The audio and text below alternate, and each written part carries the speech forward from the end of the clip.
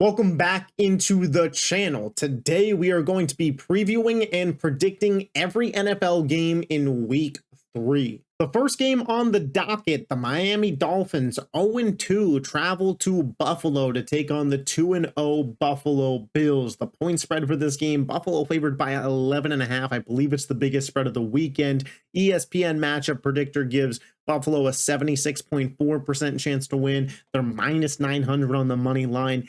There is not a bigger favorite in week 3 than the Buffalo Bills, and I think it's for good reason, right? When you look at these two teams, the Miami Dolphins should probably be planning ahead for the 2026 NFL draft already. Can they recoup some value on Tyreek Hill? Could they potentially trade Bradley Chubb? Reports are already coming out on Polymarket that if this game isn't competitive, Mike McDaniel could be out of a job. And then you look at the other side, right? Josh Allen, the reigning MVP. My team that I predicted to go to the Super Bowl out of the AFC was the Buffalo Bills. You have James Cook, who's off to a really strong start to the year, 34 carries, 176 yards, and 3 touchdowns. It is one of those lopsided matchups, right? So when it comes to my prediction, am I going to go with the Buffalo Bills? Absolutely. Does the 11.5 point spread on a short week divisional game scare me? Yeah, man.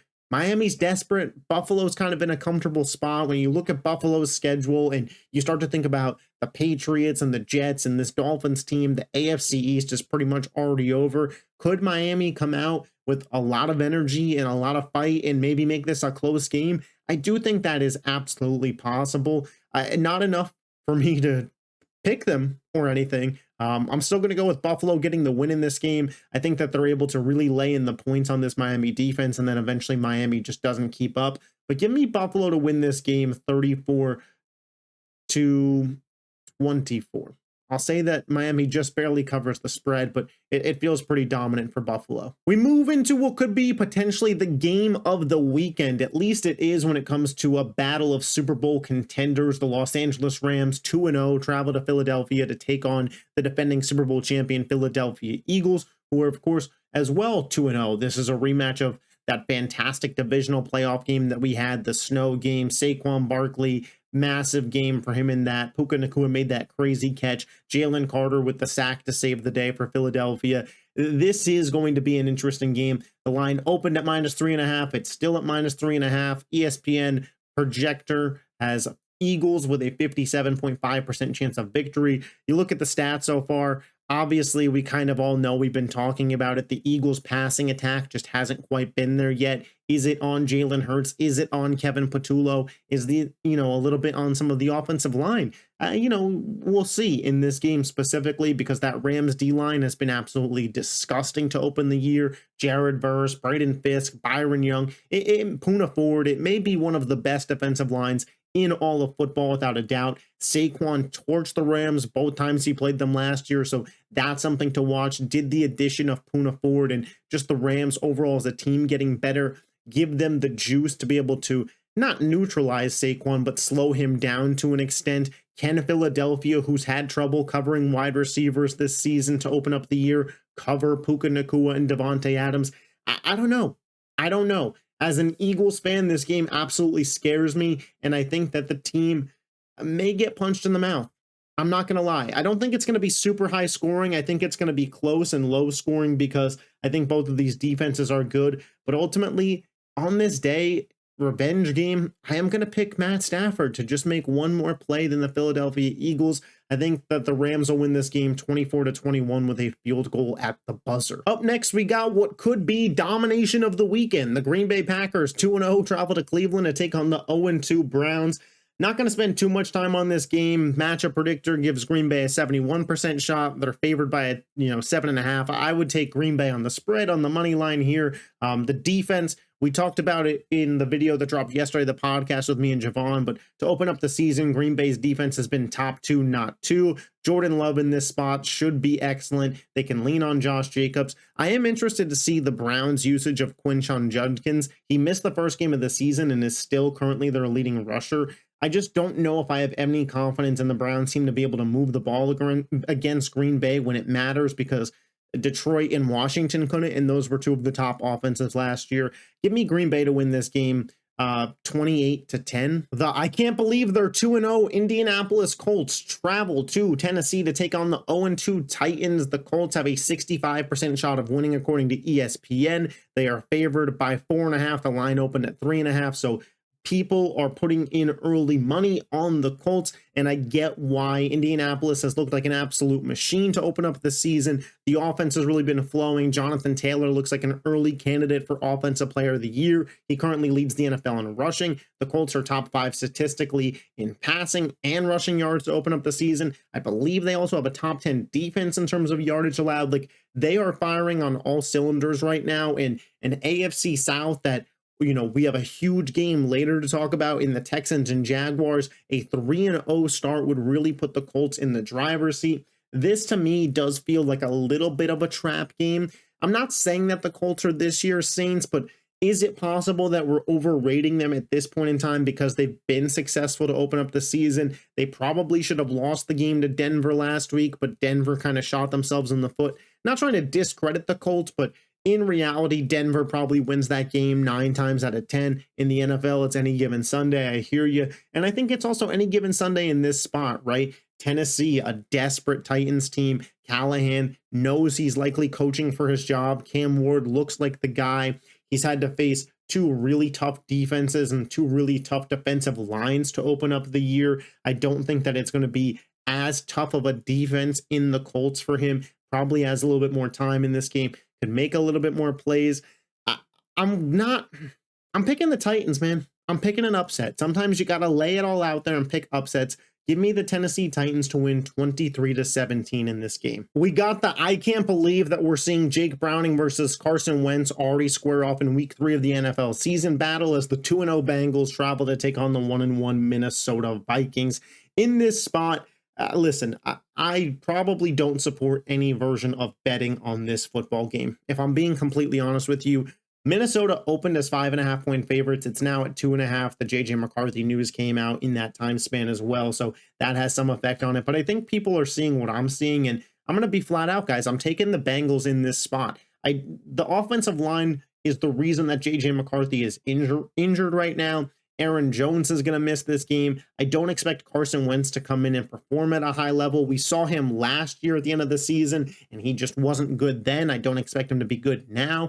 Jake Browning, I think that the offense will now be schemed to Browning, ways to get Jamar Chase and T. Higgins the balls earlier and let them create with it, more Chase Brown involvement. I actually think the Bengals go into Minnesota and win this game. I'm going to say a score of 27-17 in this spot in favor of the Cincinnati Bengals. The Pittsburgh Steelers travel to New England to take on the Patriots in what may be one of the least entertaining games of the weekend. Now that I said that, I'm sure it'll be fucking Giants and Cowboys spectacular galore. Pretty much a 50-50 game according to ESPN tracker there. You can see clearly they have a 0.4% shot of tying according to the predictor.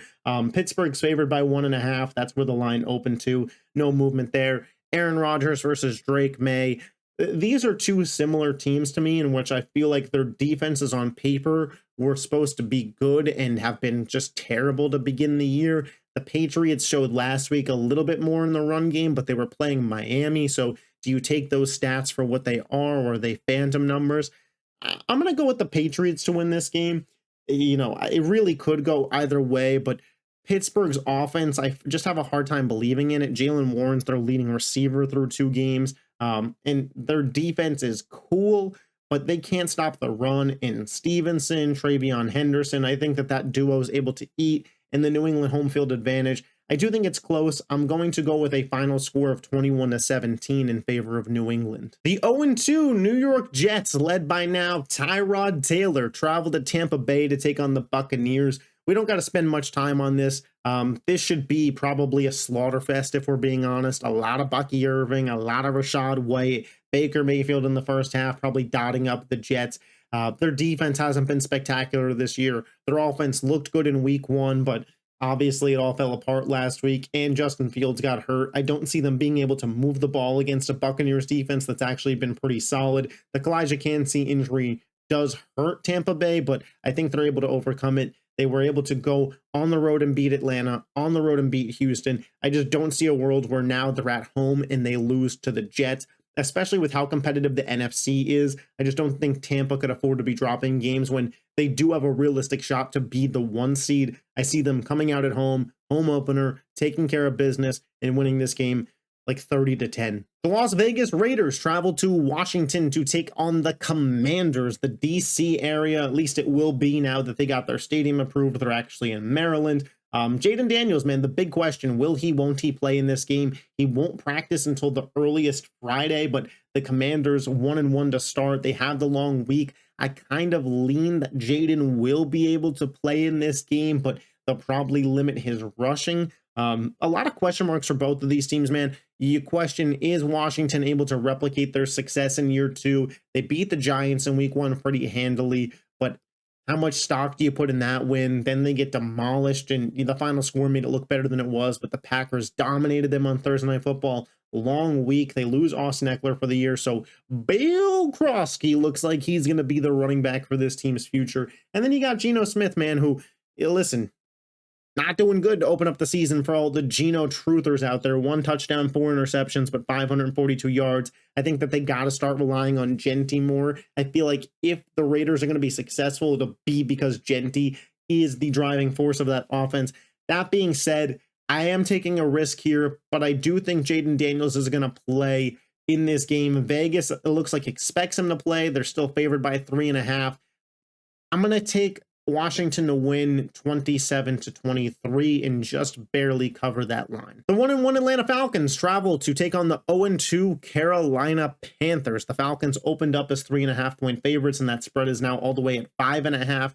I think that this is a sneaky game, man. I think Bryce Young maybe got going at the end of that Arizona game. They were down pretty big in that first half. Arizona left the door open, and the Panthers really started to make a push there. And again, this is something that I'll bring up a couple times probably in this video, but the desperation of an 0-2 team that knows we get to 0-3 and our playoff chances and our season is virtually over, especially in the NFC South, which, second place is up for grabs, especially if you're Carolina and you win this game. I thought that the Falcons looked decent against the Vikings, but ultimately their offense didn't impress me at all. They just ran the same play over and over again, and Minnesota couldn't stop it. Pistol spread, stretch play to Bijan Robinson. And don't get me wrong, like, Bijan's an absolute dog, but I'm going to go with the Panthers in this one. Upset victory. Give me Carolina to win 21-20 at home and make it so they're not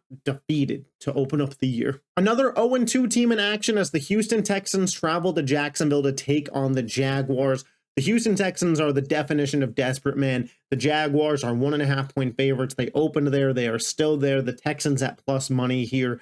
Listen, you guys know this from the tier list. I'm not off of Houston quite yet. Houston opened up the season with the Rams and Buccaneers, 2 teams that I think have realistic Super Bowl aspirations and lost in 1-score efforts. The offense has to be better. CJ Stroud himself has to be better. I think the team should be playing Woody Marks over Nick Chubb because he's just clearly the more explosive player at the running back position. Things need to change there, but the defense has been a top 5 defensive unit to open up the season. Will Anderson Jr., my pick to be Defensive Player of the Year, has looked like a freak of nature, and the Jacksonville Jaguars are a mess. Liam Cohen having to tell Trevor Lawrence, hey, throw the ball to the receiver's chest. Like, Trevor Lawrence was the #1 overall pick and makes $55 million a year. Why the hell is that guy having to be told where to throw the ball? Brian Thomas not wanting to catch the ball. Trevor Lawrence throwing hospital balls. The Jaguars losing a game in which Jake Browning comes in and throws 3 interceptions.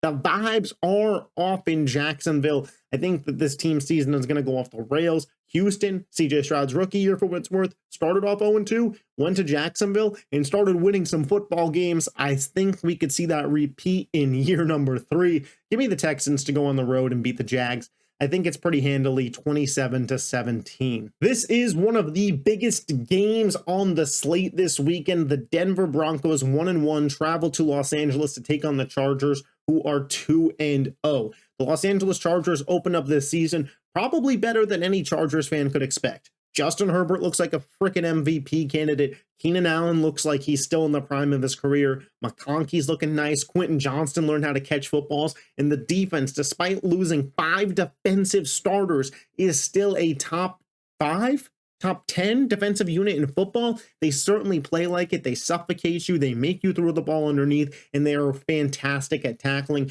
Jesse Minter probably going to get a head coaching job this offseason. I'll say it now. And for the Chargers, not only are they 2-0, but their wins are over the Chiefs and Raiders, meaning they're already 2-0 in divisional play in the AFC West. You would think that the NFL did the Chargers no favors by giving them 3 straight divisional games to open up the season, but the way that the Chargers came out the gate, it might have been a favor to them. And Bo Nix looking a little sloppy in his first 2 games. Week 1, he looked really bad, but they won. Last week, he looked pretty decent for 3.5 quarters, but they lost. And now it's, this is put up or shut up time for Denver. Not that they can't come back from 1-2, but you get behind 1-2 to the Chargers, who are 3-0 in the division, and they already got a head-to-head win over you.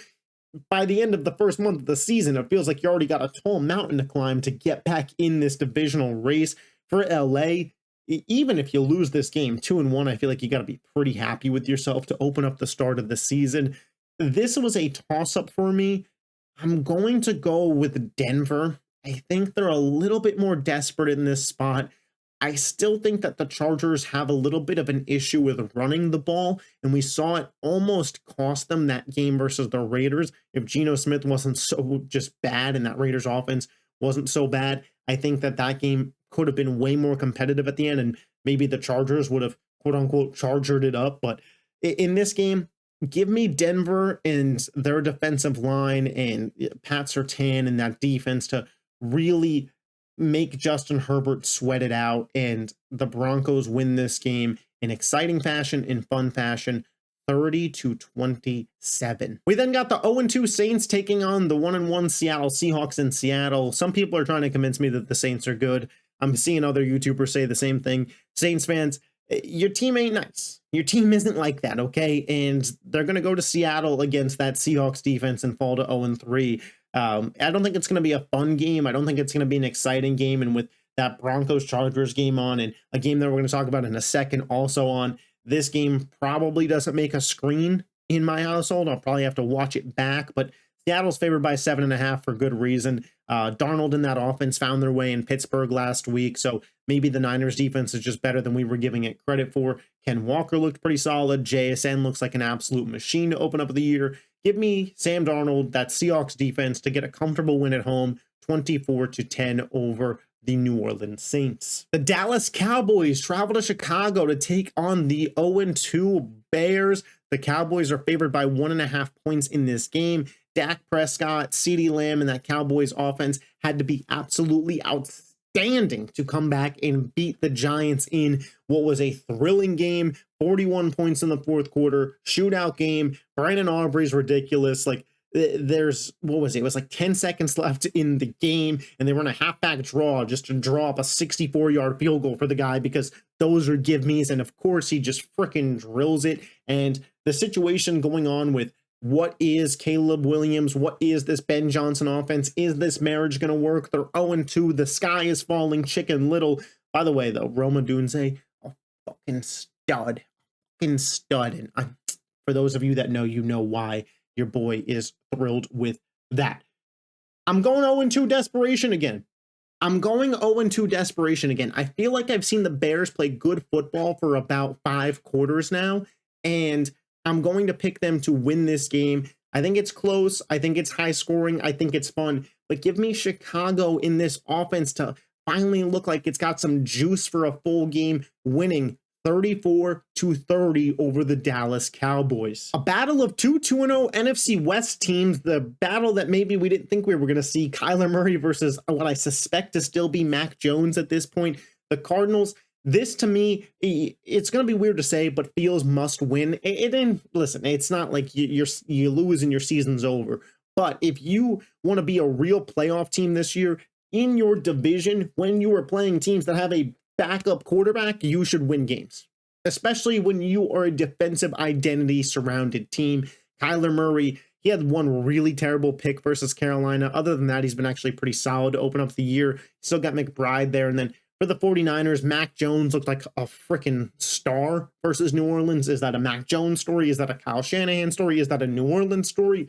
We'll probably find out this week. Christian McCaffrey is just an absolute beast. He kills Arizona every time he plays them. He might himself just carry the Niners to a win in this spot. I'm going to go with Arizona to win this game. They beat San Francisco twice last year, so I do think that maybe their personnel matches up pretty decently with them. That was with Brock Purdy healthy, and without Kittle, without Purdy, without Ayuk, they had enough juice to beat the Saints, who were probably going to be a top 5 pick in the draft, but I don't think that they have enough juice to beat the Cardinals, who are looking to compete for a playoff spot. The Cardinals win this game. We'll call it 27-20. Give me them by a touchdown. Sunday Night Football, a game that I didn't think would be a battle of two 0-2 teams to open up this season, but here we are 2 weeks later. The Kansas City Chiefs travel to MetLife to take on the New York Football Giants. Kansas City's got some problems, man. For starters, Mahomes is their leading rusher. That's a problem. I mean, don't get me wrong. The Giants clearly have the same problem, but me saying that the Chiefs and Giants have similar issues probably isn't something that Chiefs fans or NFL fans expected to hear at the beginning of the season, yet here we are. But there's a reason ESPN has the Chiefs a 66% shot to win this game and have them with a 6.5-point spread. Kansas City lost to the Chargers and the Eagles in competitive games. Those teams look like legit Super Bowl teams. The New York Giants, they're 0-2. They got dominated by Washington. Russ had the freaking second best game of his career last week. Malik Neighbors and Wan'Dale Robinson are studs, but ultimately, I just can't. I can't pick Patrick Mahomes to open up a year 0-3. If they do, there is some real freaking concern in Kansas City. But I won't pick it to happen. Give me the Chiefs to win this game 27-17. I think it's comfortable. I think it feels kind of like Chiefs game last year where Mahomes and the offense continues to pick up third downs. They're going to have to nickel and dime you down the field, a couple 12, 13 play drives. Limited mistakes. The mistakes have kind of killed them in the first 2 games. They can't make them in this one. They know the severity of the situation. I'm not betting against Mahomes and Reed when they're up against Wilson and Dayball in prime time. And then Monday Night Football, man. We were treated to game of the year probably between Buffalo and Baltimore 2 weeks ago on Sunday Night Football, but Detroit and Baltimore on Monday Night Football could certainly contest. These were 2 of the top 5 offenses last year. Probably going to be 2 of the top 5 offenses again this year. You have Goff with Gibbs and Montgomery, Amon-Ra St. Brown, Jameson Williams, Sam Laporta, and that offense versus Lamar, Derrick Henry, Zay Flowers, who's turning into his own Isaiah Likely could be returning, DeAndre Hopkins, who's had back-to-back weeks with disgusting catches. Like, this could as well be fireworks, especially when you consider that both of these defenses seemingly haven't really found their way. Caleb made a couple of mistakes versus Detroit that I thought bailed them out in spots, but they were still able to be dissected when Caleb was playing, scripted football. And for Baltimore, we obviously watched what a good offense in Buffalo could do to them. This should be a really, really fun game. I'm going to give the edge, and I'm going to pick Baltimore. Lamar Jackson rarely loses to NFC teams. Lamar Jackson, in these spots, I usually pick the better quarterback. I do believe that that is Lamar Jackson in this spot.